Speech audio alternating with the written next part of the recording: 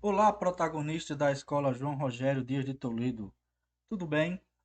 Essa aula é referente ao conteúdo de Sociologia do primeiro ano, no qual estamos abordando o capítulo 1 do livro didático e o conteúdo temático da aula de hoje é os métodos de análise sociológica da realidade social. Essa aula ela é referente a uma aula assíncrona, né?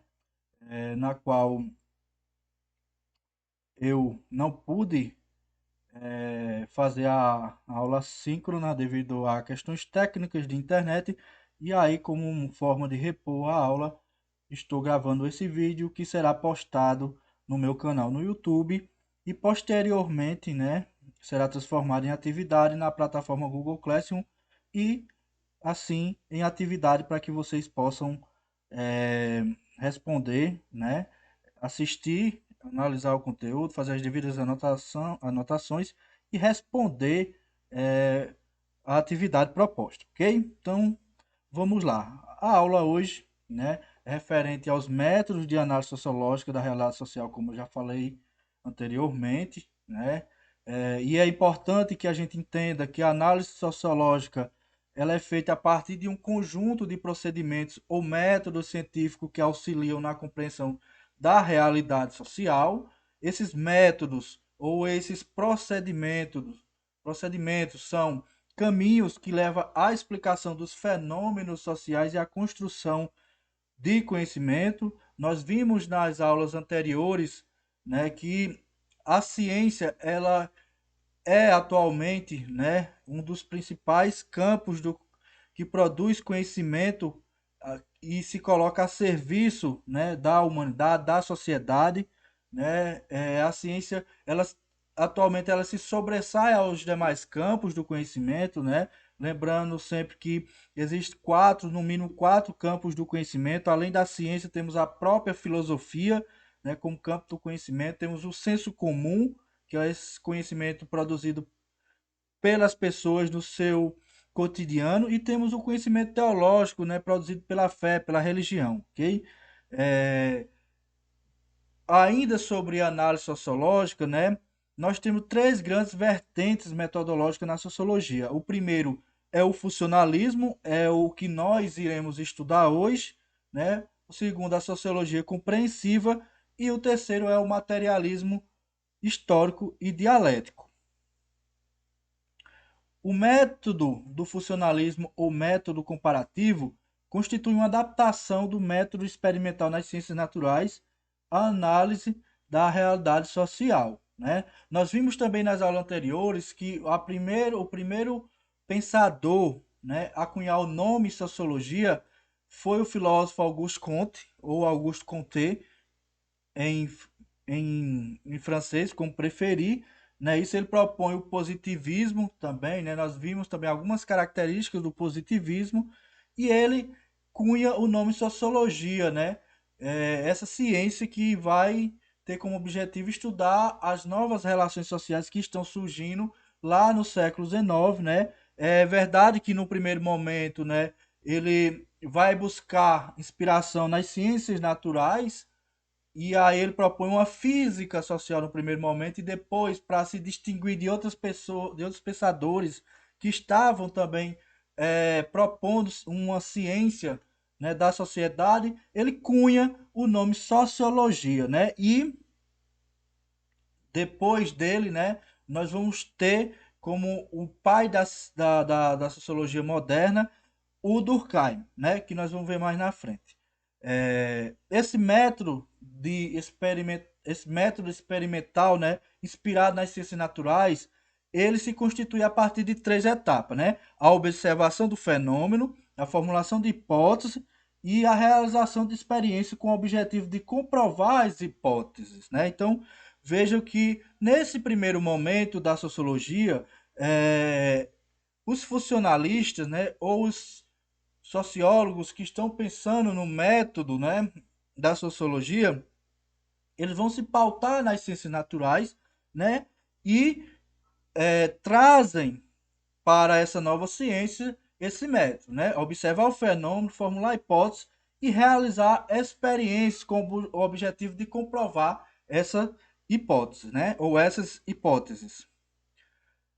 Pesquisa experimental. Então, uma parte importante também do método sociológico e funcionalismo é essa pesquisa experimental, que analisa um fenômeno qualquer, de modo que seja possível chegar às leis ou regularidades que permitam elaborar generalizações e teorias explicativas sobre o fenômeno observado, né? O precursor na sociologia desse método foi Emile Durkheim, ou Emile Durkheim, né? Então, veja que da pesquisa do método funcionalista, o objetivo é conseguir identificar as leis, né? E aí a gente pode fazer uma referência direta ao que Auguste Comte também propunha, né, no seu positivismo, né? E aqui Durkheim vai falar em regularidades. Nós precisamos observar as regularidades presentes na sociedade. Para Durkheim, a legitimidade da sociologia como ciência dependia da delimitação clara dos seus objetivos e métodos de análise, né? E a sociologia deveria explicar os fenômenos sociais que são regidos por leis que, independente da vontade dos indivíduos, o que levou ele a concluir que as revoluções seriam impossíveis, tão impossíveis quanto os milagres. Naquele momento é preciso que a gente entenda que Durkheim ele está pensando no método que a sociologia deveria ter para analisar os fenômenos sociais e também delimitando, né, o objeto, né, de análise social. O que é que a sociologia analisa, né?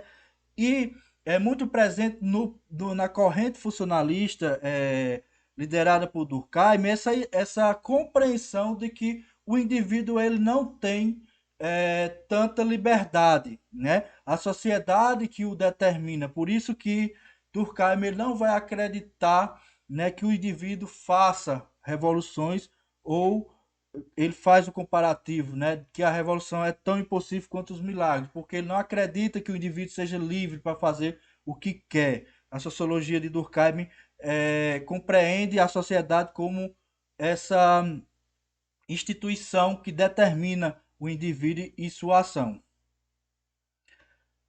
Durkheim, né, na página 28 do livro didático de vocês, ele é apresentado da seguinte maneira: o francês Émile Durkheim, né, no box da página 28, lá no finalzinho da página, ele é apresentado da seguinte maneira: o francês Émile Durkheim, 1858, data que ele nasceu, 1917, data que ele faleceu, foi um dos precursores da sociologia. Em suas obras, procurou discutir o objeto de estudo da sociologia e os seus métodos para explicar os fenômenos sociais, buscando também distingui-las de outras disciplinas, como a biologia e a psicologia. Suas obras mais importantes foram Da Divisão do Trabalho Social, publicada em 1893, e As Regras do Método Sociológico, publicada em 1895, e O Suicídio, publicado em 1897. Essa última constitui uma pesquisa ampla na qual Durkheim defende a eficácia de suas teses na produção de uma análise científica de um fenômeno social, né? Vale destacar aqui para vocês que Durkheim ele seleciona o suicídio como um fenômeno social que vai auxiliar ele a provar que a sociologia é uma ciência que pode estudar, né, os fenômenos sociais com rigor, né, e pode produzir um conhecimento muito seguro, tal qual qualquer outra ciência, ok? E o que é funcionalismo, professor? Né? O funcionalismo ele defende que tudo aquilo que existe na sociedade possui uma função. Por isso, o nome funcionalismo. Assim como cada órgão humano, como o coração e os pulmões, contribui para manter o indivíduo vivo. Então, a metáfora do funcionalismo é derivada dessa palavra função, né? E também do nosso próprio corpo humano. Para Durkheim, ou os funcionalistas, né, a sociedade seria como um corpo humano, onde cada fenômeno social, cada coisa presente na sociedade tem uma função, né, se assemelhando assim aos órgãos do nosso corpo. Para essa corrente de pensamento, nada é irracional ou sem significado.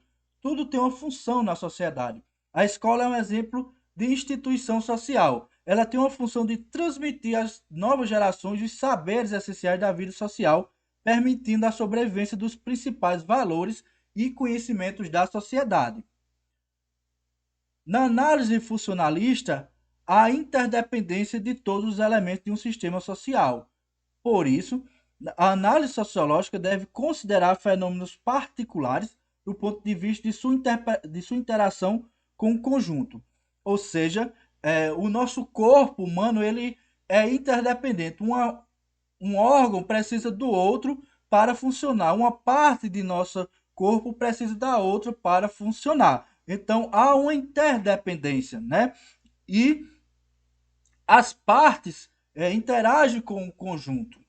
Com base nessa lógica, desenvolveu o método comparativo, que confronta e classifica diferentes sistemas sociais, valendo-se desse método. Durkheim considera que as sociedades industriais europeias são mais complexas do que as sociedades tribais da América e da África, por exemplo. Né? Isso na análise do método comparativo, na análise comparativa. Né? A gente vai ver que essa discussão sociológica ela se avança e também a própria antropologia entra no rol de discussão e nós vamos ver que essa análise do método comparativo de entender, né, o desenvolvimento das sociedades como lineares, ela não se sustenta, mas aí isso é discussão para uma outra aula.